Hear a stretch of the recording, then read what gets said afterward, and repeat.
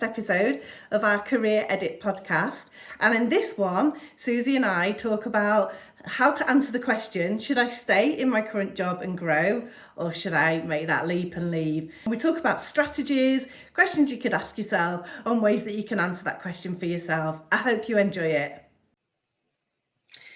Hello, welcome back to our series where Suzanne and I are talking about how to really manage your career and some hints and tips about different topics. So I'm Tracy from Reforge Change. Hi, I'm Suzi from Transform Your Career Success, and we both work with women who are feeling stuck and frustrated in their careers and wanting to make a change, whether that is to move roles or grow in their existing company or the role that they're doing. So today's topic, Tracy, we've got a really great one, haven't we? I'll let you introduce it. So today's topic, and I'm not going to break into song, is should I leave or should I stay and grow? Because getting this right can be really tricky. I've done both. I've also left sort of in a bit of a leap of faith because I am somebody who tolerates risk quite well. But I wouldn't recommend doing what I've done every time. So do I say no? I do. But yeah, getting it right can be a bit tricky because it's, do I stick where I am and what can I do if I'm feeling a bit unfulfilled, a bit energy zapped? What should I do if I don't want to take that leap and do something else? Or is it the time to do that? I don't know what you think about that. Yeah, I think the other challenge is sometimes when you work in an organisation, you might feel your career needs to move at a quicker pace than perhaps your manager or the company are allowing you to move at. I've certainly had that before, and that has definitely, it's led me to leave organisations because I think I was telling you earlier, I was on maternity leave and I came back from maternity leave and the role that I'd been doing had changed and I'd been put down a level due to a restructure. And 6 months into being back from maternity, I was still trying to get back to that previous level. Yeah. And it was frustrating me because I thought, why has this happened while I was out, and now I've come back, and my line manager at the time in my performance review actually said he was finding me quite challenging and that I needed to curb my ambition. Now, I'm a bit like you, I'm a risk taker. So my response to that was, well, I cannot have anybody dictate the terms of my career. That's just me. So my decision off the back of that was to make a very quick resignation, and off I went back to work for myself because I was working permanent at the time. But that is, might sound like a knee-jerk reaction, but it definitely wasn't. It was. Yeah. So I think there's different scenarios for everyone, but I think the pace of how your career is moving, you may find that moving to a different organisation, you can move your career at a much faster pace. Or on the flip side of that, maybe you do need to stick it out and get more growth in your existing role. There's so many different scenarios and options. And I think you really need to think about what is right for you in the context of your environment and what you want for your career.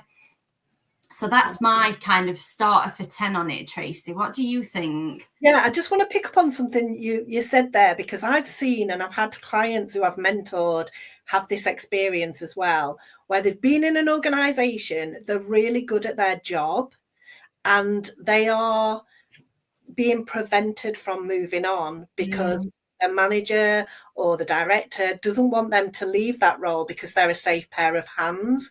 And if you feel like actually you're not being valued for what you could do and you're kind of being a bit squashed because everyone's happy with what you're doing, they don't really want you to move on because they'd have to find someone else to do it. You're so good at it and you're so competent.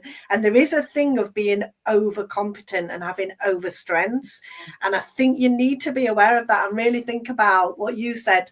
Like, am I being given the chance to get on with my career? Am I being given the chance to develop new skills? And if you're not, have a think about, well, what's stopping me? And if there's not something within yourself, then could be there's something in that setup that's really preventing you from doing that, and you're not being given those opportunities.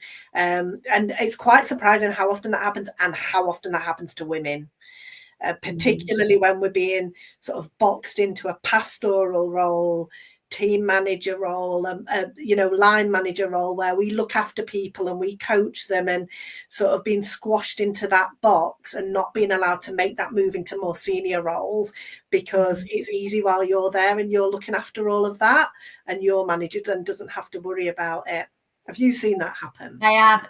So it's almost like you're a victim of your own success. You're really doing a great job, aren't you? But because you're doing such a great job, you are deemed as that high performing, safe pair of hands. Yeah. Anybody is going to feel reluctant to let you move on. But a good line manager who demonstrates those servant leadership behaviors will be, rather than champion that side of it, they'll be wanting you to move or do what's right for you. That example that I shared just then it was in my 20s. And I do want to just call out something that it's important to recognize what chapter of your life you're actually in as well, because the risks that you may, or the decision you may have made in your 20s, you might not make the same decision in your 30s or 40s or 50s. I think I was 30 when that decision was made, because my oldest, he was 6 months old. But yeah, I was just I'm not sure I'd make that snap decision at this stage in my life. Yeah. So, and that's okay, because your lifestyle, your responsibilities, it's all different, isn't it? And it will change at the different chapters throughout. So there are different things to consider when making a career move of stay or go that aren't just related to the job you're doing. It's like, what other things does that environment give you? Does it give you good work-life balance? Does it pay you the money that you need to sustain the lifestyle? A location, is it in a reasonable location for you, or are you finding that you're away from home all the time? So seeing it in a more rounded way, in that bigger picture view, is really important as well, isn't it? Absolutely. I like to call it my 3+1. So my 3 questions about the job are: am I learning and developing things and new skills? Am I contributing and adding some value? And am I curious and still actually interested in this role? That's the questions about the job. And then my +1 is, what's going on in my life at the moment? Like, how much change can I cope with? Do I want to make a move now? Have I just had a baby? Have I, got some caring responsibilities for an elderly relative and I need that level of flexibility, or I need some stability at work and I can't cope with more change? So those 3+1, I think, are really good sort of questions to ask yourself. And even with your 3 questions, I think you can answer those questions, but then I think you need to dig a bit deeper as well, because if you feel like you're not having the opportunity to use your skills or develop or grow your skills, is that because you're being pushed down, or is it because you've not actually put yourself forward? You've got too comfortable in your role, doing what you know how to do, feeling very confident, and you've not stepped outside your comfort zone, or you've not asked for those opportunities. Because a lot of the time when I speak to clients as well, they're like, oh, I really want to do this, but I haven't been given the opportunity. Okay, have you discussed that with your manager at your one-to-one? No. Do they know that's what you want to do, that's your career aspiration? No, haven't said anything. So, you do sometimes have to tell people what you want in order for them to identify those opportunities and then tell you about them and give you the opportunity to ask for them. I don't know if you've found the same with people you've met. Definitely. I mean, there's a difference as well, isn't there, between wanting to actually move roles and if you can do more around the periphery of your existing role. So growth doesn't need to come from just what you're doing in the core of your role. There may be other initiatives that you can get involved in that make more of an impact to the people you work with, not to the bottom line of the business. It depends, doesn't it, on what lights you up. I think take everything back to your why. And why do you do what you do?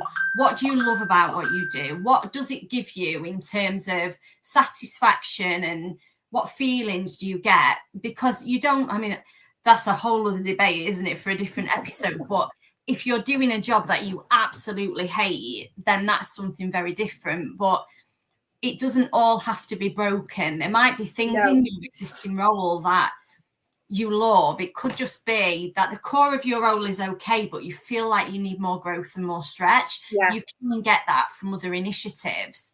Some organizations will have like community pieces you can get involved in.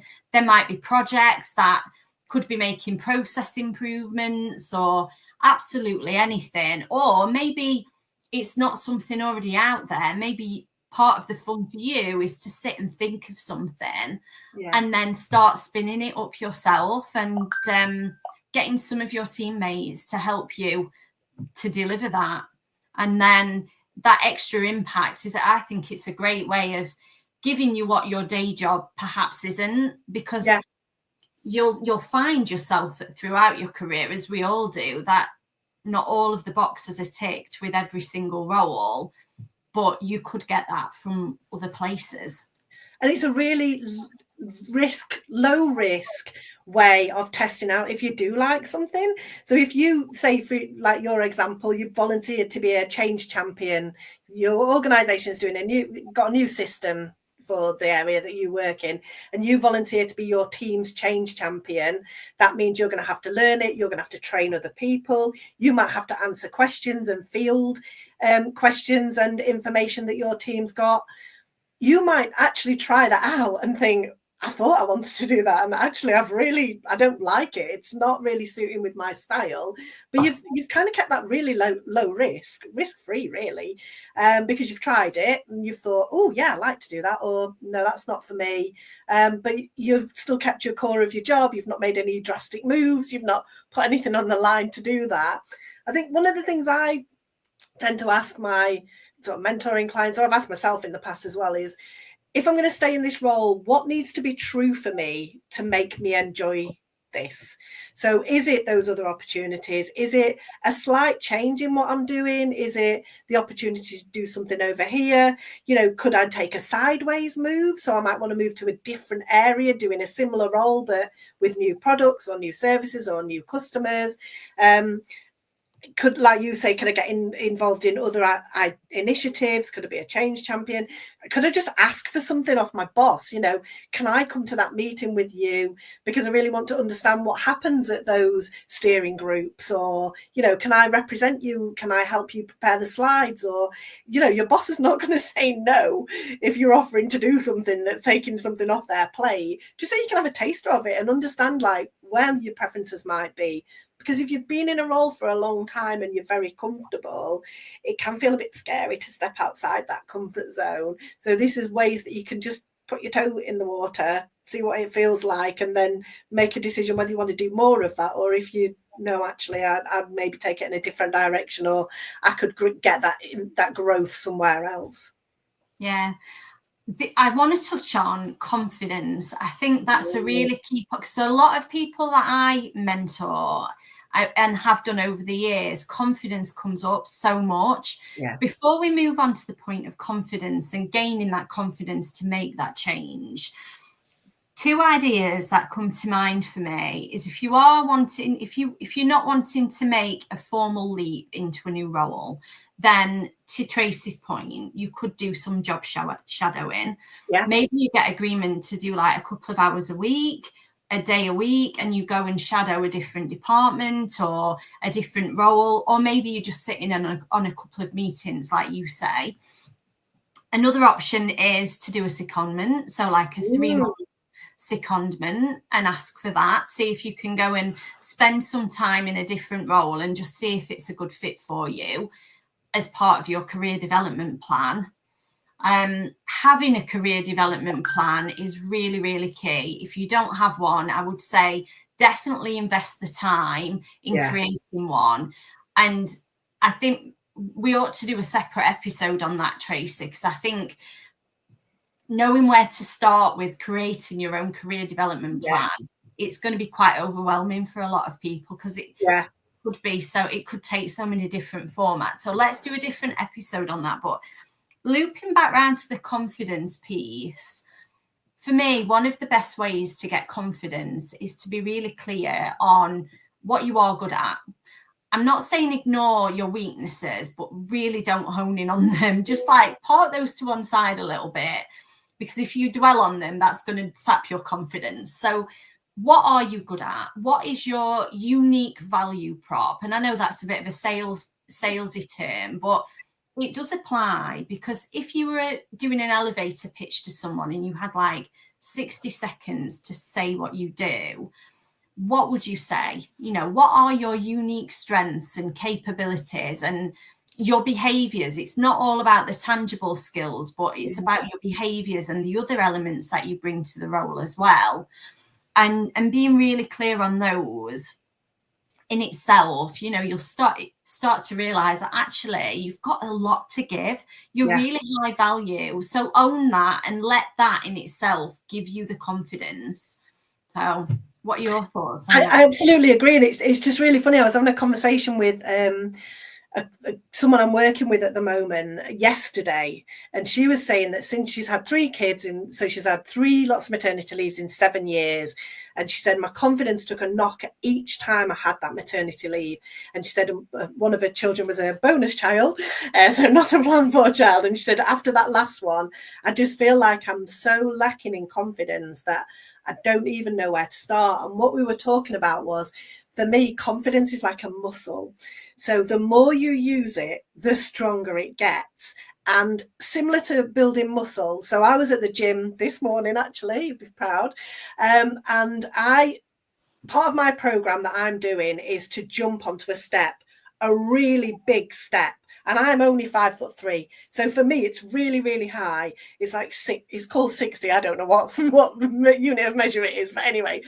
But when I first started to do this training program, I was saying to the trainer, I can't possibly do that. That is over my knees. There is no way I can jump from the ground to somewhere higher than my knees. I just can't do it.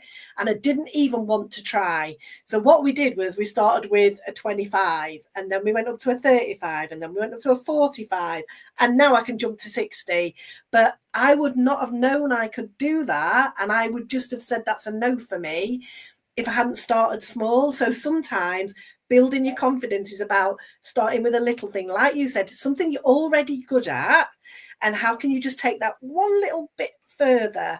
And then when you feel confident there, how could you take it a bit further and a bit more further? So identify those things you are really good at and build on those, rather than focusing on, well, I've got all these gaps here, so I'll try and fill all of those gaps. That's like me going from not being able to jump at all to jumping straight to that 60. That's absolutely terrifying. And the fear that I'm going to fail and fall over literally on my backside was just too big. And I needed to take it back a little bit and just make those little incremental changes to build that confidence like a muscle, so that when you are sort of on your final throws, you're really jumping much further than I ever imagined I could do at 55, to be honest. So yeah, I think that's a really important point. I think that's a great scenario that you've played out there. And compounding. So like compounding is a really strong thing, and it works. You know, you can apply compounded strategy to everything, can't you? You know, weight loss is a good one, where you lose a pound and, you know, before you know it, hopefully you've lost 10 pounds. That's my goal anyway.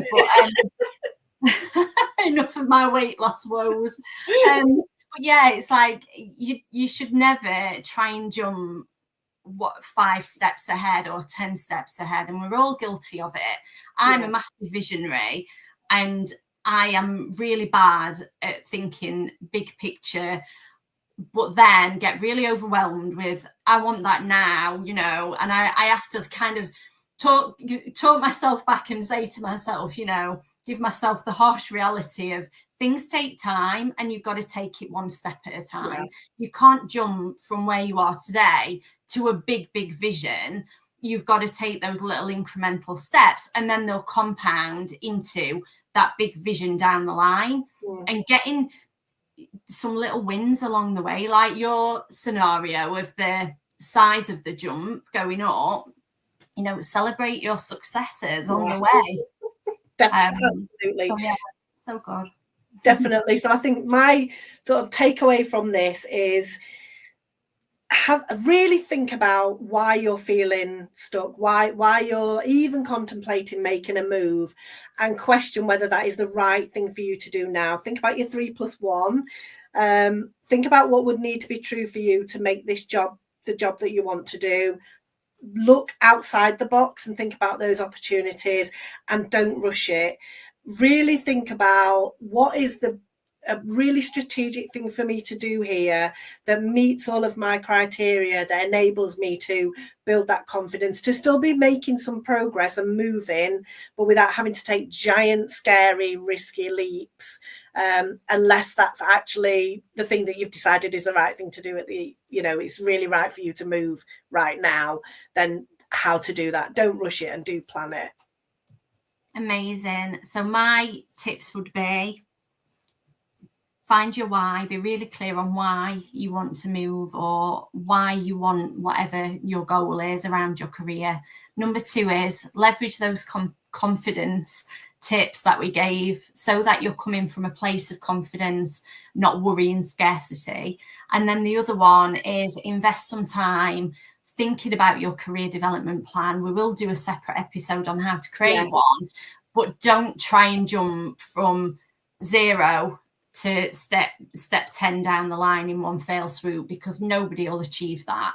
So compounding is the way forward in terms of how you get there. Those little baby steps that will accumulate as quickly. They accumulate quickly. So you really do, and you can surprise yourself. You can. All the time.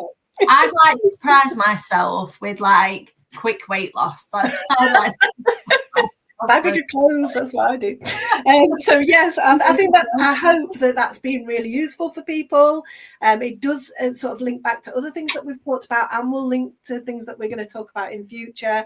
But let us know if you're finding this useful, if there are things that you think that you've got some hints and tips as well about when you've made a decision to stay, or when you've made a decision to leave. What was the sort of driving force for you? And we'll see you again when we do our next topic around your career potential. Thanks for watching, everyone. Have a great week. Bye. Thanks so much for watching. I hope you enjoyed it. And don't forget, let us know in the comments about any topics you'd like us to cover. And as always, click subscribe, like the video, and get notifications. Bye.